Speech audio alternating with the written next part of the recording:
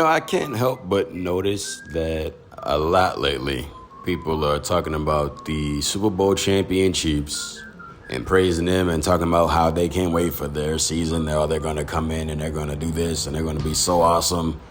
Or they're talking about the Philadelphia Bulldogs. The Philadelphia Eagles. Honestly, that image looked kind of cool. That's actually awesome. Philly might need to think about some stuff. Anyway, I noticed everybody's talking about those guys a lot, and that's okay. That's fine. Kansas City, of course, the current Super Bowl champion, and Philly, the runner-up. And they're talking about all these teams that are on the rise. Well, watch out for Cincinnati, or Aaron Rodgers is with the Jets, man. Watch out for those boys. Watch out for that squad. They fire now because they got a quarterback now. Y'all watch out. You watch it. Oh, and trust and believe, I am watching that. I'm watching those teams, but there are some guys that are going under the radar, and I, for the life of me, cannot understand why. I really need the NFL and football fans to understand that there are teams this coming season that is going to remind the rest of the league of who the hell they are. One of which is the Pittsburgh Steelers. Now, I already talked about this and saying that folk are sleeping on Pittsburgh, and I, for the life of me, cannot understand why. But quarterback Kenny Pickett just got some serious upgrades on his offensive line. He already had some weapons on the outside with his receivers. And in his backfield, Najee Harris, who's a stud himself. Now he has a tight end in Darnell Washington, who everyone decided to let slide because of fear of injury. He's injury prone. Yeah, y'all know the last guy y'all said was injury prone that Pittsburgh picked up? Last name Watt, first name TJ. Great job, guys. That was superb scouting on your part. Like, seriously, if you pay attention to what Pittsburgh did in offseason, in the free agency, and in the draft, they added exactly what they needed to rejuvenate themselves and put them back in the contender spot as far as playoffs and championships.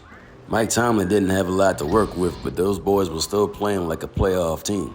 Now they got their foundation back, and folk need to be concerned. Come on now. What do you think they're going to do now that they're putting pieces to the puzzle that were missing finally in place, and they're going to get the key parts taken care of to make these boys scary come playoff time? Y'all can sleep on them if you want to, but trust and believe, me personally, I'm keeping my eyes on the Pittsburgh Steelers. And speaking of smash mouth football, y'all remember Cleveland? Yeah, that other team that's in Ohio? Oh yeah, those boys is loading up too. They already got a monster in Nick Chubb in the backfield.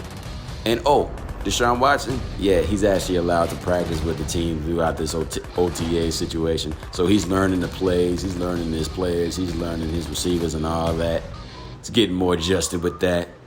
And they decided to add on to that pass rush, because Myles Garrett was nowhere near enough. So they decided to go out there and get Zadarius Smith, adding on to a defense that's stacked and nasty to begin with. These boys ain't playing no games out here. The goal is simple. Be the best. And one thing I do find interesting is how everybody wants to praise the Cincinnati Bengals and say they're one of the top teams in the AFC. Well, it's going to be put to the test this year, I guarantee it. Because with Pittsburgh and Cleveland and Baltimore not only improving and getting back to their old ways, but adding more new ways to destroy teams, Cincinnati ain't going to have no breeze going anywhere. It's been proven that they've been having issues with the offensive line. Now, yes, they went out and got Orlando Brown Jr., but is that going to fix everything on that line? I don't think so. Not when you're in a division that features T.J. Watt, Myles Garrett, and Roquan Smith, just to name a few, that you're going to have to see twice a year. These boys aren't trying to play catch up. They're trying to play beat up. Nobody's trying to win anything. They are trying to take it. The hunt for the Lombardi is real. And more teams are getting wiser in the front office, and it's starting to circulate down to the field. Nobody wants to be mediocre or stay mediocre. All these teams everybody's talking about are very, very good. But they need to be ready. because these boys want a shot at the title too. Now, this stands out to me. These teams stand out to me. So I would like to think that the pros are paying attention to them as well. They've already made a few hiccups in free agency and in the draft with these teams getting selected players. These are well-ran organizations. They don't need your help. Well, Pittsburgh's a well-ran organization. Cleveland is getting there, but time will tell. We'll see. But at the end of the day, these highly praised playoff teams need to keep their heads on a swivel. Because if they're not careful and don't take these teams serious, they're going to be going home a hell of a lot sooner than they expect. Game on. Thank you for watching this video. By all means, like, share, and leave a comment. And if you want to see more content, go ahead and push the subscribe and notification button for videos already up and for the ones to come.